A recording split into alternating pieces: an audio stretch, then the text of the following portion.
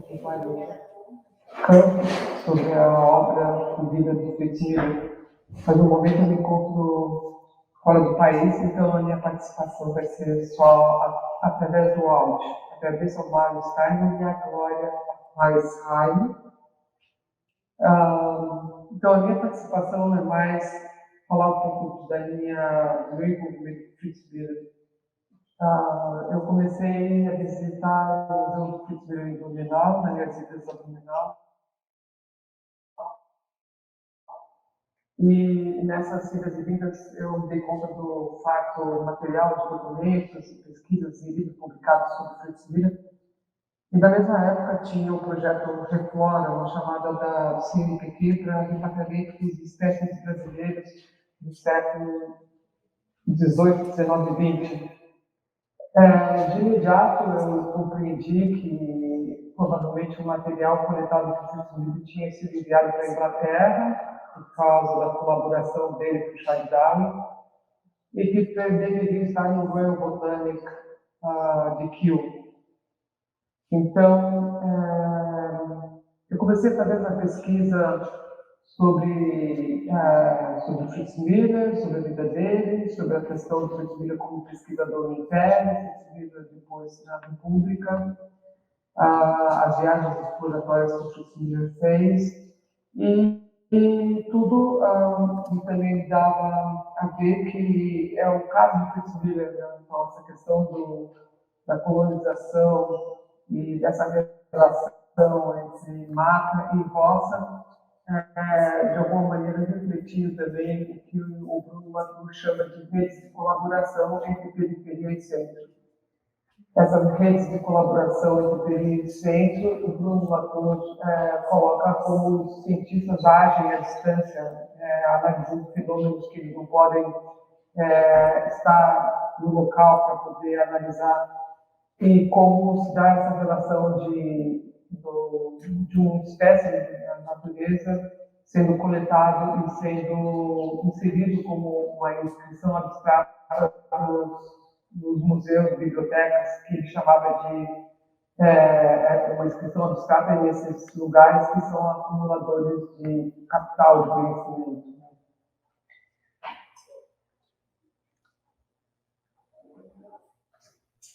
Eu trabalho mais um texto teórico do ESIA de 2011,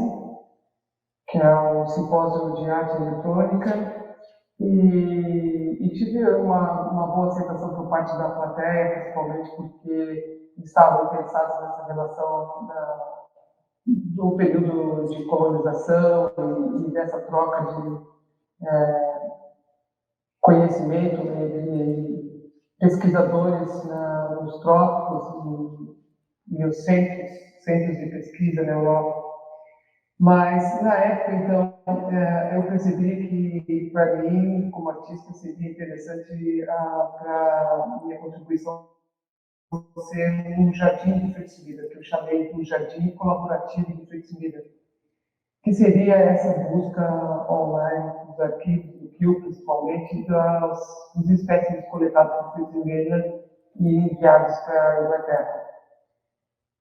Em 2011, 2012, 2013, eu consegui simplesmente achar cinco espécies que tinham já sido postadas na internet com imagem. Até então, os outros só estavam realmente com o nome científico ou alguma outra referência. Algumas das referências também que eu achava que eram corretas do Fritz Miller estavam catalogadas como sendo da Austrália, e outras do norte da América, o que não é de se surpreender, porque muitas dessas coletas eram enviadas por caixas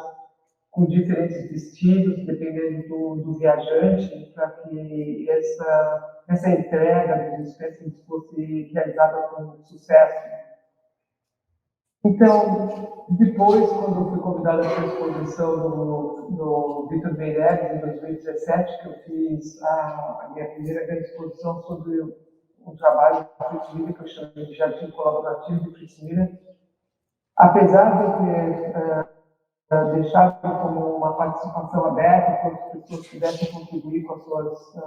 descobertas de quais espécies que eu tinha enviado para esses museus. Só eu mesmo tinha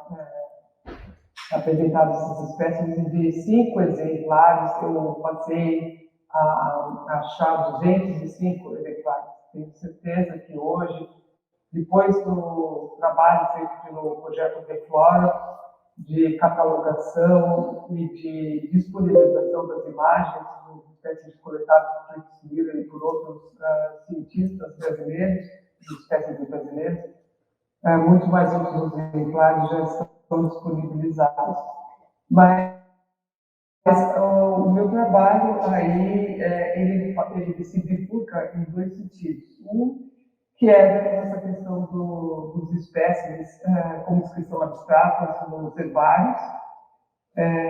Então, essa relação entre o espécime vivo na floresta e ele coletado, desidratado para ser catalogado com inscrição abstrata, impassível de comparação com outras espécies, porque é esse o sentido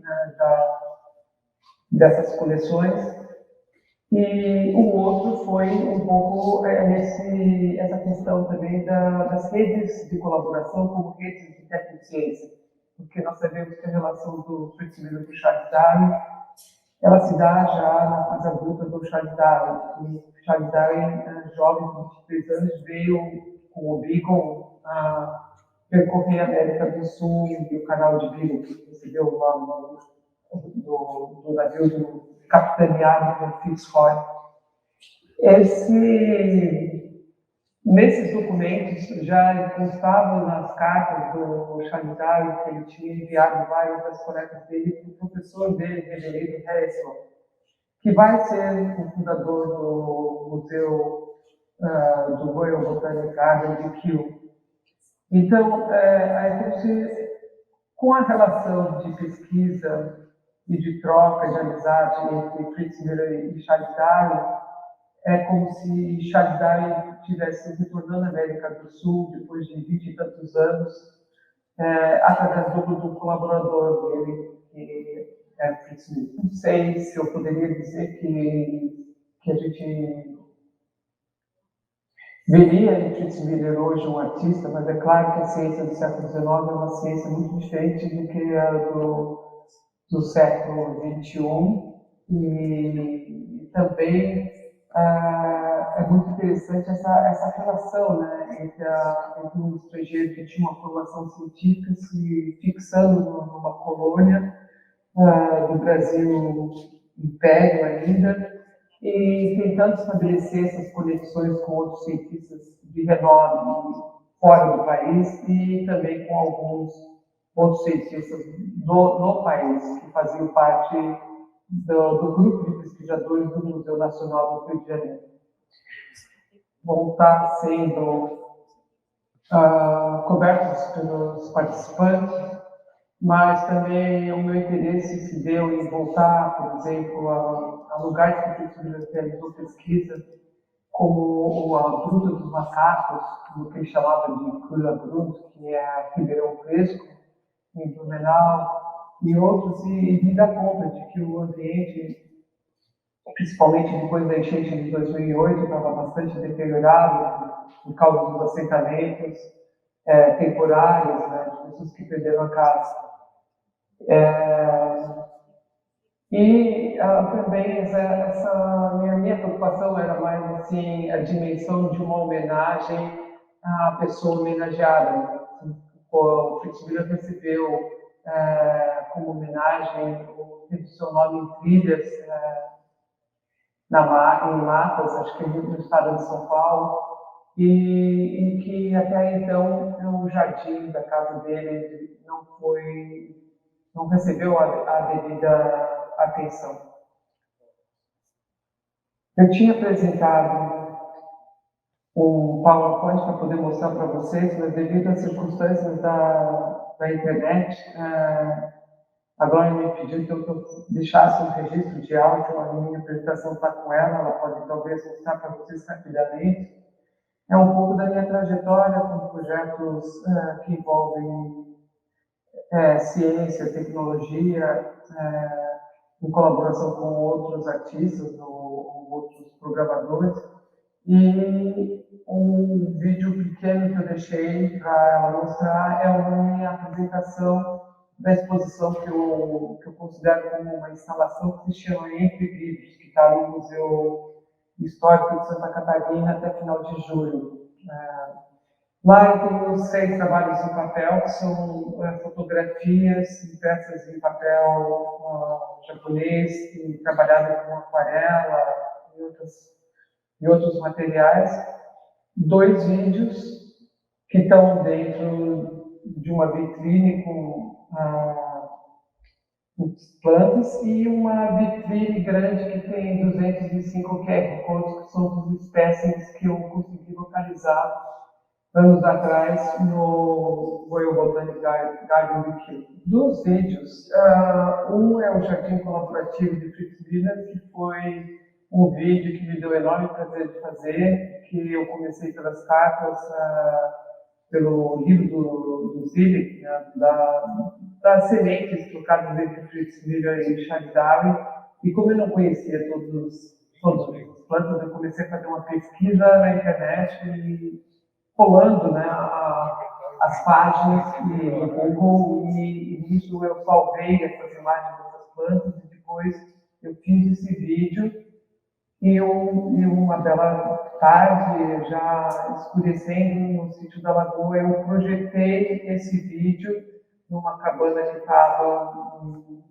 na mata do sítio lá da Lagoa e capturei novamente. Então esse vídeo é um pouco essa imagem impura, borrada, de imagens das plantas, das sementes, de gráficos de botânica.